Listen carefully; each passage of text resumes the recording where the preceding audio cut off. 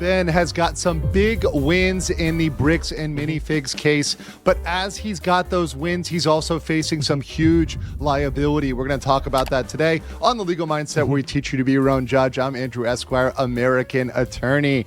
Now, let's jump right into this. We've been providing kind of play-by-play, day-by-day updates as this thing develops. So one of the first things, and perhaps the most humorous things, is the fails by the police. And there was an absolutely glorious fail that happened after our last video. So the unredacted body cam footage came out. I covered it on my channel. Almost 500,000 of you watched that here on my channel. A lot of people saw this. I watched it. By the way, leaving likes and comments on that video. It really helps out. And got that information out there to everybody. And they had to issue an official statement from the America Fork Police Department. The American Fork Police Department recently discovered that files not intended for public release were uploaded to a public folder. Upon identifying the issue, the police department promptly removed those files and conducted a review of the records associated with this matter. I'm sure something's going to happen now. Following that review, under the applicable records laws, we'll get into that because I am a master of public records laws. The department removed all previously posted files and replaced them with the files approved for public release. The files currently available are the files approved for public release, and the members of the public and media are asked to use those files. Please don't show us conspiring against him. Please don't show us trying to rig it. Please don't show us having a conversation with the CEO and trying to have a conspiracy of inventing charges against this guy to get him to leave. Please don't show this, guys. Absolute egg on the face of the PD. Number one, it's so very sloppy. It shows they really don't have attention to detail, and they're going through this gung-ho because they're mad, because they're emotional. They're not thinking procedurally, rationally. They just really want to get this guy, and they're trying to do anything to present their side of the story, so they're making and try to make Ben, Reckless Ben, look bad. How is this legal? Hide whatever they can hide. You really can't make stuff like this up. I dealt with, in Florida, many public records requests working with communities. I work with small communities all across Florida, and occasionally there would be a typo that got out there or some small mistake. But whenever you have a big file, something that's important, you triple check. You pay a lawyer to make sure that all that's released is what needs to be released. And in this case, whoever was reviewing this did not do a good job and absolutely messed this one up. Yeah, they were panicked and they made mistakes in the process. That's what I think happened. And when you look at the actual footage itself, which is the second big thing here, and you say, why were you trying to hide anything that was unredacted, right? That first half, when they're talking there on the stoop of the house, what exactly was in that you thought couldn't come out? It's sounding kind of ridiculous, and it's sounding like you're hiding more than you need to hide. In these cases, as the government, being more transparent works better. Trying to hide stuff doesn't work. And I say that as somebody who has represented governments. Because if you try to hide things, this is what happened with the Epstein files too, is that if they had just released everything without as many redactions, I think that it would have come and gone from the news cycle faster. But the moment that you start trying to hide information and you start trying to fool people, I think that the more people try to not get fooled, because now their guard is up because they realize that they're trying to be like, they're being manipulated. Does not look good when you hold back information unnecessarily. And that's what America Forks keeps trying to do. It's like also, as soon as people find out that one piece of information that was held back was damaging, or it was not confidential, it was not private, it was not police, only important. It was literally just them conspiring with the person that was there at the house and the CEO on the phone. The moment that people see that, they will assume everything else is bullshit too, just because obviously that's what you would logically assume. Of course.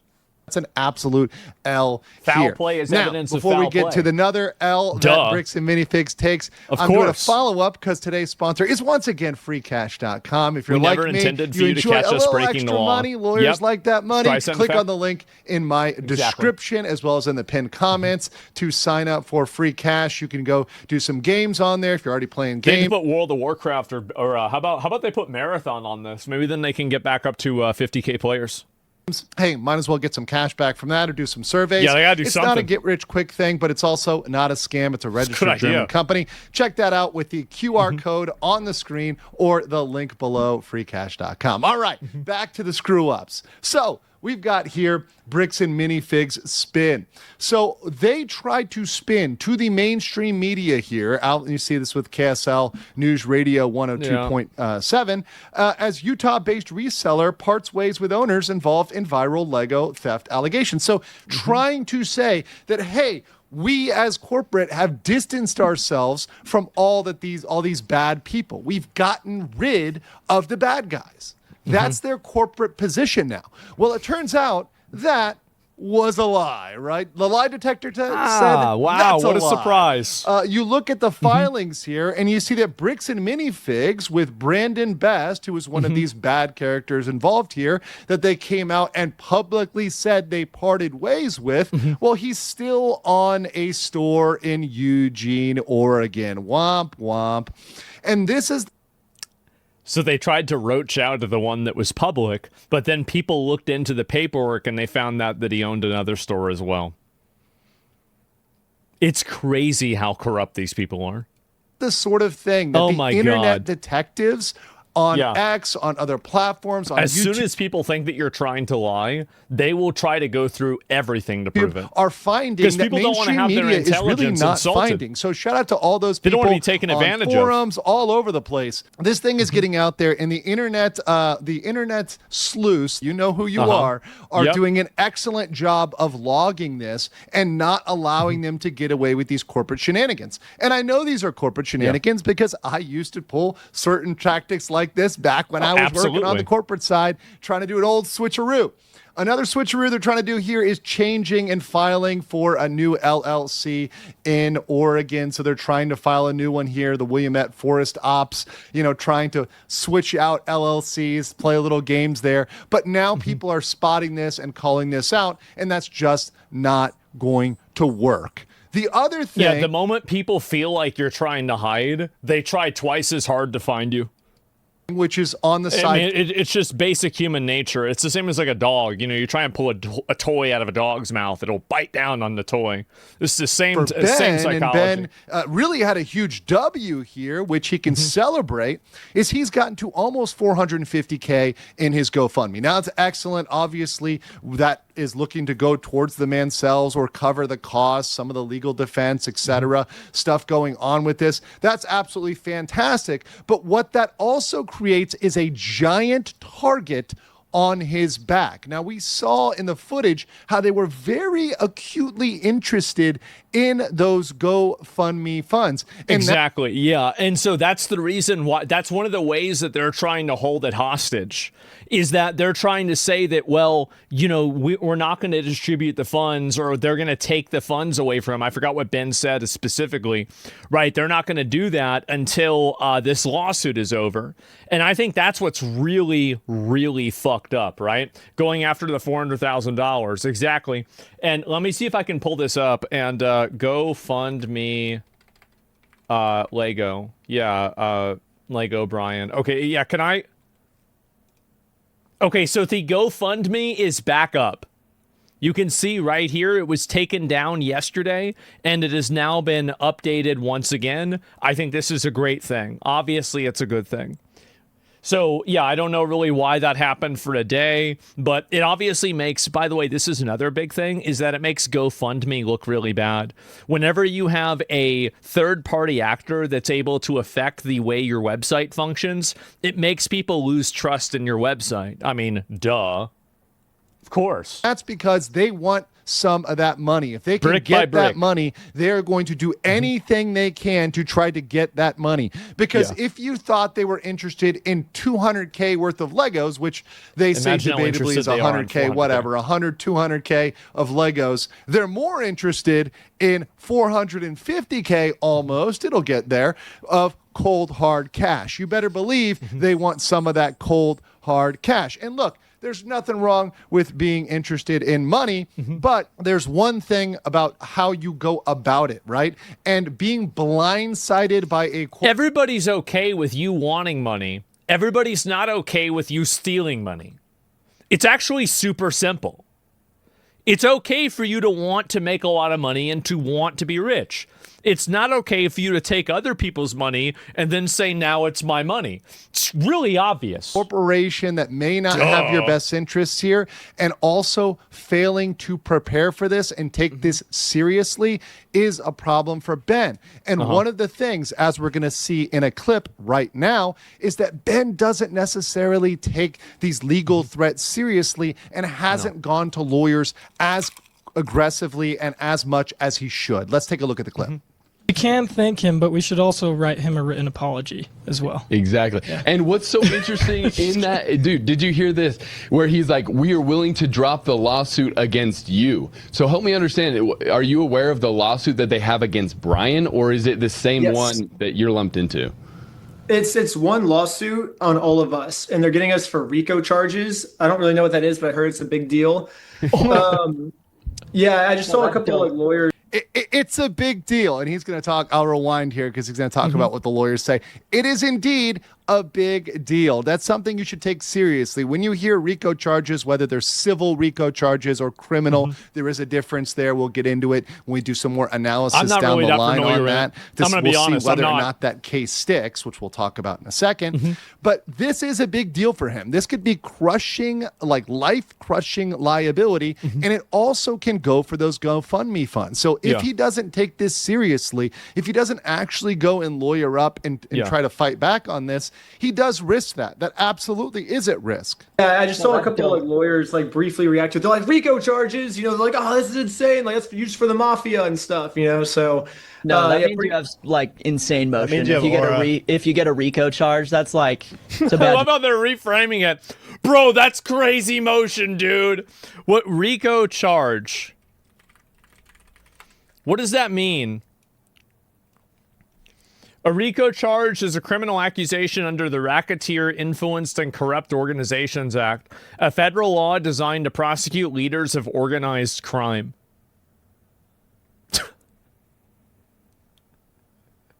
Give me a fucking break. Are you kidding me? Oh my God. Yeah, what? You know who's beginning a RICO charge is Bricks and Minifigs. Really? Honor. It's a white. But and these guys are taking it in stride and kind of taking it, and okay, it's sort of a badge of pride, but take it seriously. Don't just say, okay, now I've got this on me. I've got this sort of clout of being sued for RICO. I'm now this bad boy. No, you've actually got to fight this. You've actually got to step up and fight it. You've got to go to court. You've got to push back against this, right? Because we're at that stage now. And this is why it's so important that you don't let these guys get away from this. You don't let them get away with it. The reason why is that they are literally trying to destroy this guy's life and the people that are around him, not to mention Brian's life and the father's life. Like, this is, it's not like it's just them stealing the money. It's like this is them going for the throat.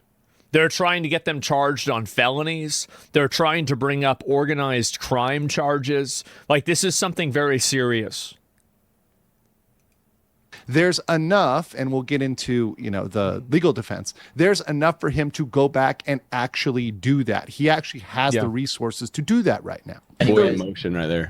What they're claiming is that Brian hired me to harass Bricks and Minifigs when it couldn't be more the opposite. I saw this story and I was like, let me help you. And he's like, I've tried everything at this point. If you want to go for it, like, go for it. You know, like, I've already declared these Legos as a total loss, so you can't make this situation. He's like, maybe if Reckless Ben gets on it, he'll help a little bit. But okay, so let's stop there. I think that is what exactly happened here. So Bricks and Minifigs wants to frame this as an extortion attempt, as something where they were going in from the beginning to extort them.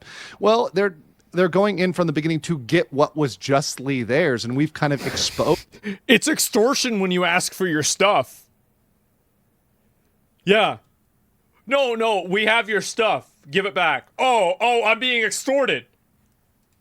That yes, they were indeed owed something. Bricks and Minifigs has admitted they were owed something. So if you are actually some guy in chat something, goes, that are is the not owners extortion. Jewish? That is trying to be made whole. Bricks and Minifigs, the franchise owner, were unjustly enriched. They were enriched in a way by the Star Wars collection in which they should not have been. They admitted that he was not paying out, the franchise owner was not paying out the Mancells what they should have been paying them out. That's a wrong there. That's not extortion. This was not something where they're saying, let's just shake down these people without any reason at all whatsoever. There's a very valid reason behind that. But the point here, beyond all of that, is once again, they do face risk here, and they also face risk of the Mancells and Ben being separated in negotiations. Because what Bricks and Minifigs may try to do here is separate them out. They may try to say, okay, Mancells, we will pay you out, we will make you whole, but you've got to turn on Reckless Ben. So now Reckless Ben needs to be very careful, needs to make sure he's got his interests in line, and make sure he's saying, hey, listen, we're going in this together, we're going to come to a resolution that works for all parties. These people are such fucking freaks, man. They are. Right? Works for the Mancells, works for Ben, works for Bricks and Minifigs, and we're going to settle this and get this done. Bricks and Minifigs wants to make the settlement just with the Mancells, but they want vengeance on Ben. Now, we'll get into his psychology. I think I understand him and why he doesn't want to do this or why he hasn't done this so far, but let's listen to the rest of the video. But that's how the situation actually went down. Like, we have all the video to prove it, so like if they sue him, they're just like stupid, you know? Because like I have the video of our first initial conversation where he tells me the story, and I'm like, oh, this is an interesting story. The reason why they're doing it isn't because they think that they can get the charge through. The reason why they're doing it is that they're leveraging really heavy charges so they can create the worry and then shut down conversation. That's the reason why. I could do a video on this, you know, but like it's my decision to make. He didn't tell me to make the video. His friend is the one that reached out to me and is like, hey, this is an interesting situation, you know. And Brian was like, I just want the Legos back, you know, is what Brian's take has been. Now they're suing him just for wanting his own property back, which makes no sense. Like, what the heck? So it does make sense because they're trying to reframe the narrative. They're trying to reframe it as, reframe poor corporation, we're hurt here.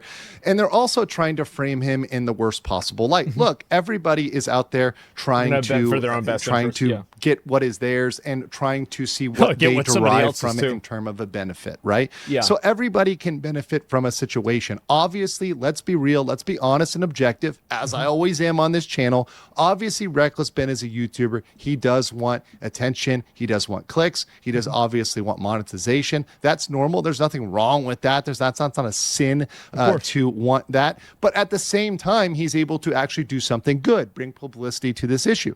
That's not a huge conflict there. And oftentimes, if you're able to do good and profit, that's great. That's something perfect. It's a win-win. Very, I think, positive, and that brings a lot of benefits to the world. But Bricks and Minifigs wants to take this and turn this around to him being an evil, malicious person. So people act like the mafia. Shouldn't they get the mafia treatment? I hate the legal system. I do. And look, everybody knows the way I feel about this stuff. Okay, I think that we all know the way I feel.